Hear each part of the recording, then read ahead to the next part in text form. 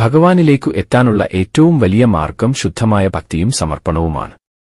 മനസ്സ് ശുദ്ധമായി ഭഗവാനെ സ്മരിക്കുമ്പോൾ ജീവിതത്തിലെ വിഷമങ്ങൾ പോലും ഒരു അനുഗ്രഹമായി തോന്നും. ഭഗവാനെ മനസ്സിൽ സ്മരിച്ച് നാമജപം ചെയ്യുന്നത് മനസ്സിനെ ശാന്തമാക്കുകയും ആത്മാവിനെ ദൈവികതയിലേക്കു നയിക്കുകയും ചെയ്യുന്നു.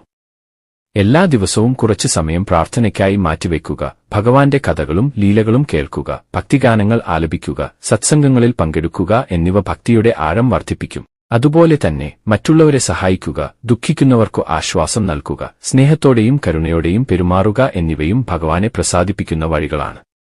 ജീവിതത്തിൽ എത്ര പരീക്ഷണങ്ങൾ വന്നാലും ഭഗവാൻ എന്നോടൊപ്പം ഉണ്ടെന്ന ഈ വിശ്വാസം കൈവിടാതെ മുന്നോട്ടു പോകുമ്പോൾ മനസ്സിൽ ഒരു പ്രത്യേക ധൈര്യവും സമാധാനവും ഉണ്ടാകും.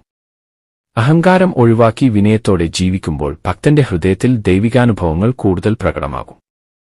ഭഗവാനെ നേടാൻ വലിയ യാഗങ്ങളോ ആഡംബരങ്ങളോ ആവശ്യമില്ല. ഒരു നിഷ്കളങ്കമായ ഹൃദയവും സത്യസന്ധമായ പ്രാർത്ഥനയും മതി. ഭക്തൻ ഒരു പടി ഭഗവാനിലേക്ക് നടന്നാൽ ഭഗവാൻ 100 പടി ഭക്തന്റെ അടുത്തേക്ക് വരുമെന്നതാണ് ഭക്തിയുടെ സത്യം.